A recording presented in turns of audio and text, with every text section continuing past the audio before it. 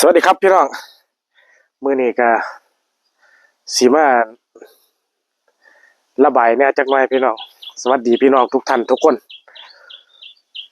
ระบายแหน่มื้อนี้เรื่องก็คือว่านี่พี่น้องรถมันนั่นชนนี่ทางหลังก็เลยเสนอประกันไปเข้มรถพี่น้องเข้มก็เป็นเรื่องของประกันเพิ่นดอกนั้นเพิ่นเข้มมันก็ให้ไปอู่ซ่อมพี่น้องบัดนี้มันมาตกอยู่ที่อู่ซ่อมพี่น้องเบิ่งเป็นอู่ซ่อมขนาดใหญ่อยู่ในอำเภอสว่างแดนดินพี่น้อง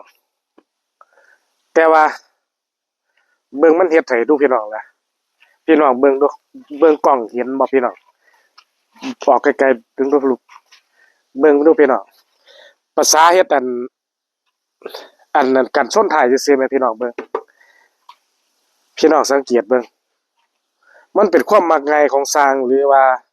เขาใส่เขาบ่ได้เบิ่งบ่หรือจังใดหรือว่าเป็นความมักง่ายเฮ็ดพอแล้วๆซื่อๆนี่พี่น้องเปลี่ยนใหม่ๆอยู่แต่ว่าพี่น้องเบิ่งสังเกตเบิ่งอยู่ในกล้องนี่สิสังเกตเห็นบ่พี่น้องว่าข้างหนึงนี่สูงข้างหนึงนี่ต่ำเป็นเพราะว่าสร้างนี่บ่เห็นบ่ตอนใส่หรือว่าเห็นอยู่แต่ว่าเฮ็ดมักง่ายซื่อๆเฮ็ดพอแล้วไปเลยอันนี้ขนาดเป็นส่วนควบภายนอกซื่อๆได้พี่น้องแล้วถ้าเป็นส่วนควบภายในที่เฮามองบ่เห็นล่ะเป็นพวกที่มันอยู่ในที่เฮาบ่สามารถที่สิมองเห็นแต่อันนี้เป็นอยู่ภายนอกซื่อๆก็ยังเบิ่งพี่น้องเบิ่งพี่ขอบเก่ามันสิอยู่พี่ได้พี่น้องเบิ่งขอบสนิมสิรู้เลยว่ามันอยู่คนละหม้องเอาเข้ามาดูสิลูกเนี่ยเห็นบ่แล้วถอยออกมาเบิ่งพี่น้องเบิ่งข้างหนึงนี่สูงข้างหนึงนี่ต่ำพี่น้องว่ามัน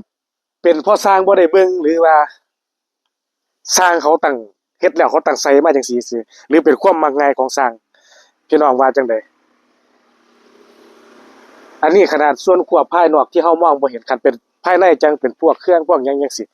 เฮาบ่สามารถสิไปตรวจไปเช็คไปเห็นนำเขาได้นี่ยังสิบ่เฮ็ดพอแล้วมันแล้วไปบ่พี่น้องเบิ่งดูผู้ที่เป็นนั่นสร้างเป็นหยังก็ลองคอมเมนต์มาเบิ่งดูว่า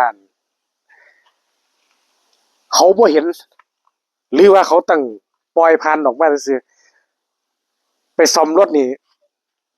เฮาไปซ่อมเฮาก็เพื่อหวังให้รถมันดีขึ้นบ่แม่นว่าไปซ่อมแล้วแฮงให้มันบ่เป็นตาเบิ่งแฮงให้มันข้างเนาะมันบ่แม่นเด้พี่น้องแม่นบ่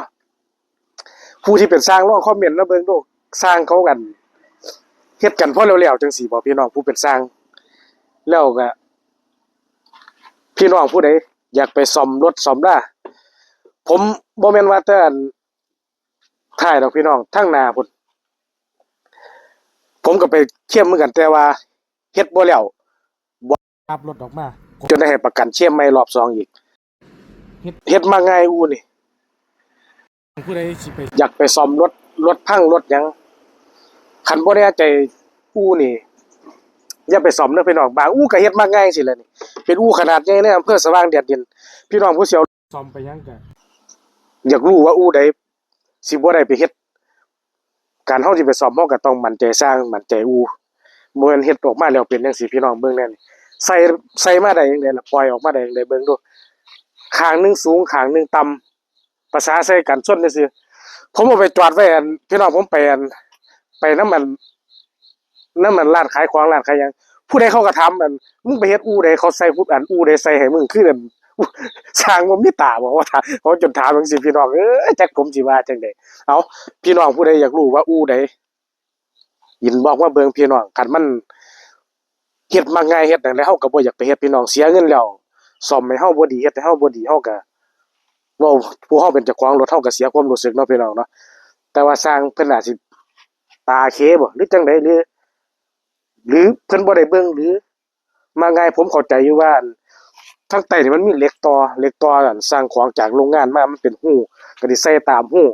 มันต่ำมันหยังก็สิสร้างมันก็สิใส่ซุบเข้าไปตามหู้แล้วก็กันเกิดซุมมันตกเตะเสียอีกก็สิบ่ใส่ตามหู้ก็สิบ่แก้ไขให้มันดีขึ้นก็โอ้ยผู้เฮาบ่แม่นสร้างเฮาก็ยังว่ามันบ่ดีเนาะผู้เป็นสร้างก็สิปานบ่มีหูมีตาเนาะพี่น้องเฮ็ดพอมักง่ายเอ้า ฝากไว้เด้อพี่น้องเด้อผู้ใดสิไปอันซ่อมรถซ่อมหยังอยากรู้ว่าอู่ใดอินบ็อกซ์มาถามพี่น้องผมว่าอู่นี่เฮ็ดงานบ่พันเฮ็ดงานมักง่ายแต่ทางหน้าน่ะผมได้ดันแจ้งประกันเข้มรอบ2รอบแรกก็ไปบอกเฮ็ดแล้วรถไปเอารถคือทางหน้าก็ยังอยู่คือเก่าอยู่เนาะพี่น้องผู้สิไปซ่อมรถซ่อมลาคันได้เห็นได้ฟังคลิปนี้แล้วก็อยากรู้อยากถามว่าอู่ใดที่เอาไปซ่อมแล้วมันสิเป็นจังซี่ผิดพลาดจังซี่พี่น้องก็อินบ็อกซ์เข้ามาถามได้อู่ขนาดใหญ่ในอำเภอสว่างแดนดินล่ะพี่น้องเฮ็ดงานมาบ่แดกแต่มา จะแม่นสัตว์เอาถูกระบายซ้ำนี่ล่ะพี่น้องเบิ่งคันว่าผมเอาพี่น้องขอบก่อมันอยู่พี่อันนี้ลดลงมาเตเสบาดนี้คันว่านั่นก็บ่ให้ทางนี้มันต่ำลงให้มันนั่นเสมอกันกับทางนี้ให้มันสูสีกันอันนี้ทางหนึงสูงทางหนึงต่ำเฮ็ดเกียงเรียงอยู่ขนาดใส่อันเครื่องควบถ่ายซื่อๆน้องกันชนถ่ายซื่อโอ้แสดงว่าสร้างนี่เฮ็ดงานมักง่ายหลายเติบผมเนี่ยผมการันตีได้ว่าสร้างต้องเห็นเพราะว่าเป็นผู้เฮ็ดเปลี่ยนไปบ่ได้ที่สร้างสิบ่เห็นแล้วหัวหน้าสร้างหรือเจ้าของอู่ก่อนสิปล่อยรถให้ลูกค้าไปรับนี่บ่ได้เช็กบ่ได้หยังก่อนบ่ก่อนสิให้ลูกค้าไปรับนี่ว่าลูกน้องในอู่คุณนี่ทำงานเรียบร้อยบ่พร้อมที่สิมอบรถให้ลูกค้าไปบ่แม่นว่าลูกน้องบอกซ่อมแล้วก็โทรลูกค้าไปเอาโดยที่ผลงานออกมาเป็นแบบนี้บ่แม่นหยังดอกซุมื้อนี้ปากคนมันหลายปากหลายตอซึก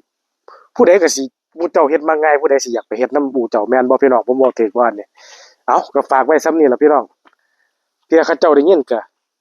ให้เขาเจ้าปรับปรุงเขาเจ้าแหน่เขาเจ้าก็สิจำหน้าผมได้ดอกคันแม่นเขาเจ้าเปิดมาเห็นก็ได้บ่เห็นก็สิแชร์ไปเขาเจ้าเห็นแหน่พี่น้องเฮ็ดมักง่ายผู้บาดเอ้าส่ำนี้ล่ะพี่น้อง